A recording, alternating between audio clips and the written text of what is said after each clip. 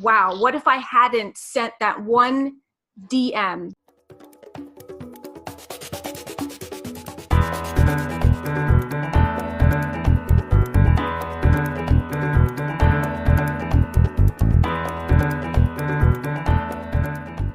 Hey guys, it's Keith Keller in Melbourne, Australia, and this is episode 2 of Be Seen, Be Real. Today, we're interviewing probably the coolest person living in LA today. Can I say that? Can I say that? Yeah. And a very, very good friend of mine who I've met in real life, IRL. We've met in real life. Insert picture. Natasha Younge. So I'm so excited to be interviewing you today. Why don't you start with how we met, how long we've met, and our story of our internet story. I got onto Twitter. I knew that actors needed to kind of be on social media. At one point, he reached out in a direct message and said, "Hey, would you like any help with anything?" And I was like, yeah, like I'm thinking back to it now, and I'm almost fangirling about Keith Keller, because it was just like that kind of moment for me. I'm like, oh my gosh, like a real Twitter expert was in touch with me. So anyway, so that was me on the other end. You had no idea this was happening. And we're on the phone. And then you gave me a great piece of advice that day in 2011. You said, there's this new app. It's called Paper.ly. You should check it out. And I did. That's all. It was that simple. Signed up that day with my Twitter account, authorization, boom, had a Paper.ly newsletter. And within a few months, this young actress, her article appeared in my aggregated newsletter. She reached out to thank me, and she was so happy that her name, that her article appeared in there, that she nominated the paper for an award. It was called the Shorty. Yes, that's it, the Shorty Awards. That's like an Emmy. It's like an Emmy for social media, isn't it? Yeah. So it was a pretty big deal. And I was like, whoa, okay, this is the power of Twitter. Okay, that was really cool. But then something about, having already had that conversation with you, it made me almost fearless. Let me reach out to Paper.ly and say, hey, you were the first ever Paper.ly to be nominated for a Shorty Award. And I brought this to their attention in a nice little email, and they responded. Like, what? So that was my reaction on the other end. And they said, we love what you're doing. We love what your paper is about. Why don't you become a brand ambassador? And since that time, I have been a brand ambassador for Paper.ly. By the way, let's just say that your actual paper did win the Shorty. Let's not hide that. It won. It did win. I guess I'm hesitant, and this is me being really authentic. I'm hesitant to say, oh yeah, we won. It was more like I reached out to my community, which was being built around this paper, like just organically. People started showing up, and I had a Facebook page for it, and I renamed it the Young Hollywood Blast. With the help of the girl who nominated the paper, by the way. The community, we came up with the category #digital media that year. We were the only ones in that category to reach #1. So I'm like, we won. We got #1. Your story is very inspiring because you reached out to Paper.ly. You reached out to me, little old me. I mean, I'm just little old me from Melbourne, Australia. Sure, I've got 50,000 followers, but I've got friends of mine with 900,000 followers. I think the way to stand out is to just be authentic and be yourself and help people. I helped you with Paper.ly. You reached out to Paper.ly. They reached back to me, and in a circle of friendship, we got you the Shorty Award, which is a funky thing to put on your resume, and wouldn't have happened if we hadn't have all helped each other. That's true. What do you think the essence is of standing out in this digital clutter? What is it that helps us stand out against the 2 billion people on Facebook and the 1 billion people on Instagram? What's the secret ingredient, do you think? There's 3 components for me, and especially because of what you mentioned. It is a saturated market now. It's so underrated. But being consistent is the most important thing, because people get a sense of, oh, They really are who they say they are. If they say they're going to be here, they are there. You know, not to say that, you know, I've always been the best at this, because we're always like learning and like getting better as we go. But that, to me, it really helps you to stand out.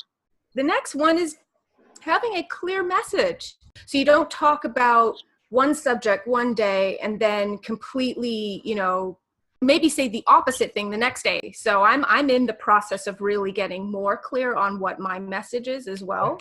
And then the last one, I think that's really key to like building a brand, is to build a community. Yes, yeah. Build your So tribe. building a community, your tribe, or the community. And what does that mean? It's like, you know, I've had the Young Hollywood Blast, that's my example. This is a group of independent entertainment creatives. They're all there because they're creating new content. They're creating the digital media space, the new space of Hollywood. And some of them are from very underrepresented parts of the demographic here in Hollywood. And those voices get to shine more. The diversity is one thing that you've really sort of honed in on the young Yeah. Blast. But so And that's in part, Keith, because that's really getting clear about, well, who am I? You know, I'm a diverse and unique person. And if I wasn't going to recognize that somehow in my brand, I think I would be missing out on a big opportunity. I'm of mixed ethnicity. I was born in London. One of my parents is from the Caribbean. I speak German. I've studied and lived there. So I have all this background, all this stuff happening, and no one would know about it unless I was to share it and then also celebrate that. but it does answer the question how you stand out. Like, yeah.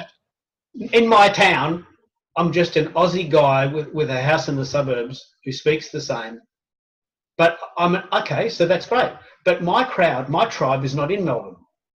That's why my business is called Global Social Media Coaching, not Melbourne Social Media Coaching, because I celebrate the fact that I'm an Aussie and that I hate going into the city and that I love living near the beach and that I love the internet and that I spend 20 hours a day on the phone. You know, I celebrate the things that I love about life, but I'm not afraid of embracing my stuff. I guess that's what the reason I'm really inspired by this show is that I don't want this to be like Facebook where you go, hey, guess what? Here I am at the Eiffel Tower. Okay, that's like a little slice of the good life. Yeah. And I think there's this really massive movement, which I'm feeling myself. There's this massive movement against, you know, is your life always this good, Keith? Oh.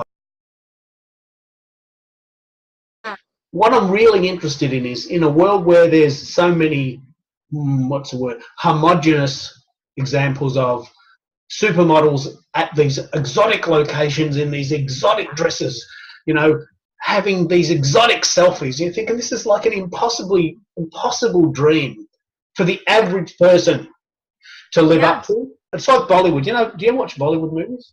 I do on occasion see snippets. So, you know, you go from dancing on the Mount Everest, and then suddenly you're at a beach in Miami, and you think, well, no, that's like about 3,000 miles away, and you get it like within a 15 seconds changeover. Life on the internet can be a bit like Hollywood, or a bit like Bollywood, or Nollywood. Right. Really. I mean, and what's interesting though is that I am in Hollywood. But it's not necessarily all the things that the stereotypes that go around it. I kind of live outside of that. And I think that space is really interesting. And just along the lines of what you're saying earlier, I made a conscious decision, I think pretty early on in my social media, that I wanted to present myself as real as possible. Yeah, very good. So not, you know, if I don't wear makeup normally, which I don't, why would I start wearing it suddenly in these photos that I'm on, you know, hey, I'm just snapping a shot of me, like, you know, doing whatever. Like, I don't. The only thing I have done, though, in most recent years, and I think you had asked me, like, what are some of your favorite apps? We haven't even got to that yet. But there's this app that I think is brilliant, which it touches up your face and kind of makes you look a bit more presentable. You've been really, really, really focused on Snapchat for a long time, and there's a couple of those apps that are almost surreal in the fact that they're so unreal. They're great in a way because you can tell they're not real. It looks unreal. It looks cartoonish. So I don't mind those apps because it's the apps that make ordinary people who are beautiful as ordinary people look like supermodels when they're not. Right. That's the one that's dangerous for the average person because they go, geez, you're getting fat. Should have a shave. My hair's grey. George Clooney's not grey. He is grey. But you know what I mean? What are your favourite, because you're a phone person, what are your favourite apps on your phone? Yeah, going back to the Snapchat.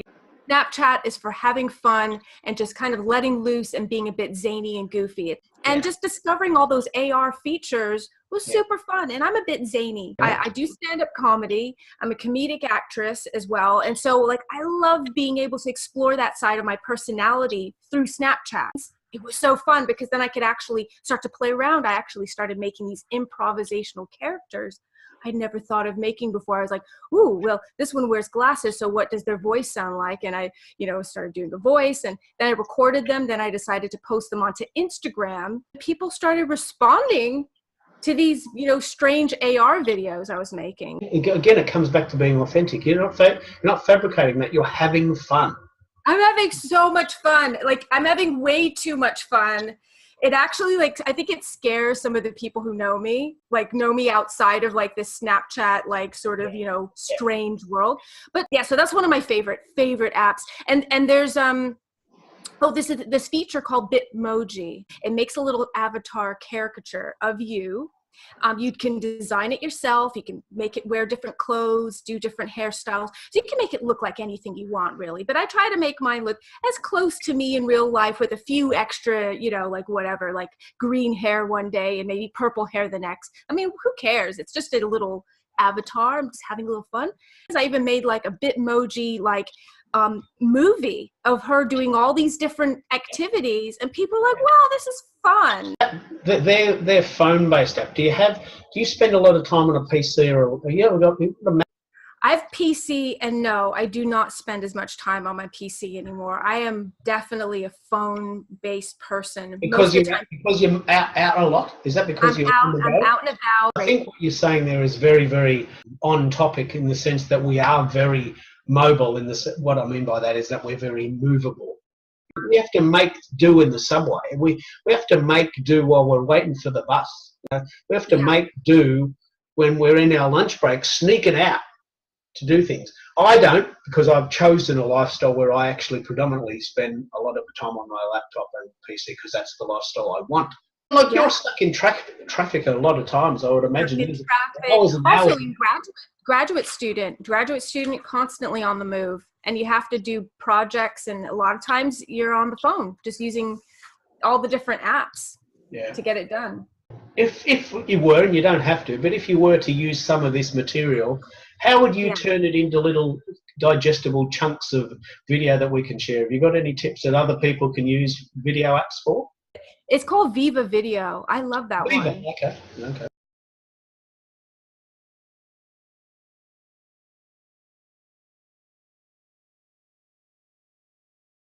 The thing that I love about what I do is I'm an experimenter, but I'm not a secret experimenter. Like I don't do experiments and then keep them to myself. I do experiments and I say, hey, guess what? I found this really cool app called Paperly. I think you'll like it. See, okay, I have to go back to that. So, Keith, that's what I learned from you, right? You were like my mentor on this. So when I meet people who think and do otherwise, it astounds me. Wait, can you explain more about that? I have this phrase, which I firmly believe deep in my belly. The universe will provide. I've been doing this since 2006. I'm still here. My cup runneth over. I can't hold it in. I don't see that as a weakness in my character, but I see other people go, mate, that's a little secret I found that's going to keep me special. We keep that one up my sleeve. No one's going to know, unless they pay me $1,000 a week for my online course. And I go, okay, no worries. That's their model. That's their model of the world. You pay me $1,000 a week for my online course. You get all my secrets. All the things I'm heaping up my sleeve. I'm the reverse. Because I believe fundamentally deep in my heart that the universe will provide. Yeah. You know, we've got enough. The universe is providing. I had breakfast this morning. My bills will get paid. Right. You know, I don't have any worries.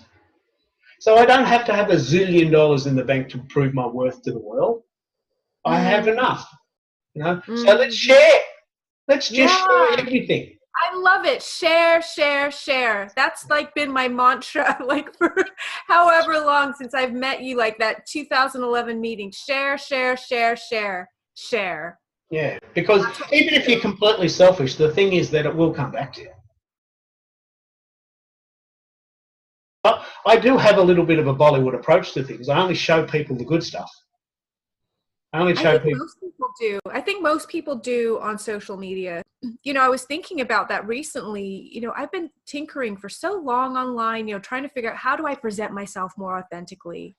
What really bubbled up to the surface time and again was the struggle that is involved in being a professional actor. 90% of the time you are looking for work and you're not on set.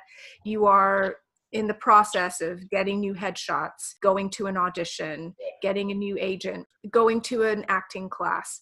There's a lot of work that's like that glacier, you know, that glacier, the iceberg, and you see the tip of it, and that's what people see at the end. But this whole 90% of stuff that's happening, I think there's some value to knowing about what that is. So I asked a couple friends of mine, you know, like, have you ever, you know, felt embarrassed in an audition? Have you ever had a bad audition? You know, just testing it out to see if anybody would respond, because I really didn't know if anybody would want to admit to it. Whether they, because everybody's in this mode, success live, hashtag actor life, hashtag booked it, hashtag I'm on my way to, like, you know, the Grammys, the Emmys, you know, it's like everyone's successful all the time. And they're really, you know, they don't want to talk about the times when it's not successful. In the fear, I think, of how the industry will view them. You don't want to seem like a negative Nelly. That's also the other side of it. But there's something interesting in that failures. What is that you can learn from having failed? Because of that, I can do it differently the next time, or I can learn from somebody else's mistake. Yeah. So I asked my friends, and they one by one, you know, these people that I've connected with over years, like either we've met worked on sets, we've become friends through the internet, and said, yeah, you know, actually, I've had this audition that I could talk about. I was like, whoa, you know, and so I'm just like, I'm in the beginning of this now, feeling like, yeah, I want to explore more of that. What's that process called? Have you got a website, or have you got a hashtag? Have you got a concept for it yet? It's evolving right now. And I think that's what I love so much about social media, especially as an entertainer, is that you can create things in the moment, on the fly, and just kind of try it out. I think there's a value in treating the social media space that you have like a sketch pad. Yeah, actually, that's exactly right. But I love watching people evolve, and I love evolving and sharing the evolvement, if that's the right word. What I'm not so excited about is when a show comes fully formed and you go, well, okay, what was that? That's like, there's no backstory. Yeah. I want to hear the stories of the people that have had bad auditions, that have thrown up in front of famous people. So I'm involved in watching a show evolve. Like The Voice, if you've ever watched The Voice. You know, you see them their first day and you think, oh, geez, you know, they were good. Where are they going to go? And you see them evolve and drop out. Look, you could use us as an example. When you met me in 2011, right? I was only a few years here in LA at that point. I had just booked my first TV gig, and I was like, how do I build on this? But I didn't know what I was doing on social media, that's for sure. And I didn't even know I wanted to do stand-up comedy at that time. Right. That's a piece of the puzzle that I've been involved in, that I've seen you morph into. It's like a pivot. Yeah. Now, when we first met, you said, you know, I trained in London. I'm so excited. Yeah. I trained. I did training. I'm a professional. I did the right thing. And then here you are in LA and you go, I can't get work. what's going on? And I see you morph into you know, doing some gigs at, what's it called, the Ice House The Ice House, that's in right. Pasadena. I actually think that's the really interesting point. You know, you often see these behind the scenes things when you watch movies. They're quite interesting. Like Steven Spielberg talking to George Lucas about the idea behind Raiders of the Lost Ark. When I'm looking at the actual day-to-day life, what is my life like, and how do I actually make my life fit into the career that I want to work in? Yeah. I've had to take several steps back because of my health. We've talked about this, you know about it. And I feel that it's a part of my reality that I haven't shared very much about on social media until very recently. I actually started to share it with people, and I looked very carefully, what is the hashtag that would sort of fit into this community? Where do these people hang out? Because I want to hear about their stories. Autoimmune, that was the hashtag. I looked up on Instagram, autoimmune warrior. And then, you know, I have specifically lupus, which is, it affects my skin. So lupus, SLE. So I put on 100 SPF sunblock.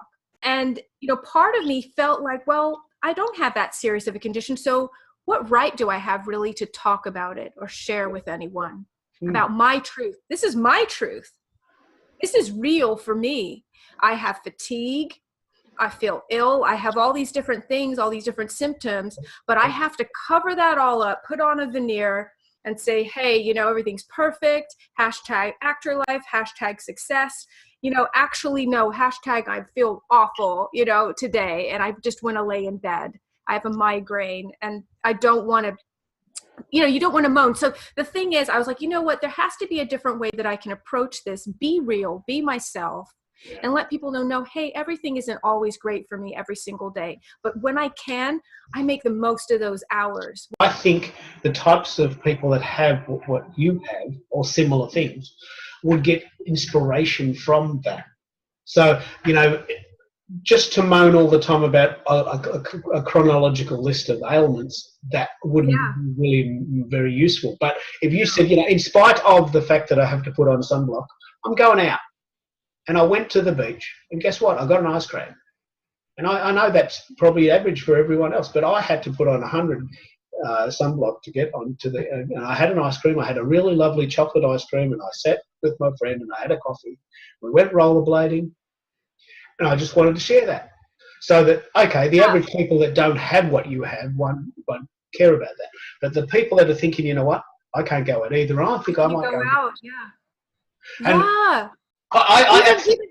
And even for example, my family, we just went to San Francisco. We drove up there on a family road trip. The day we went down to Pier 39, we were at the pier.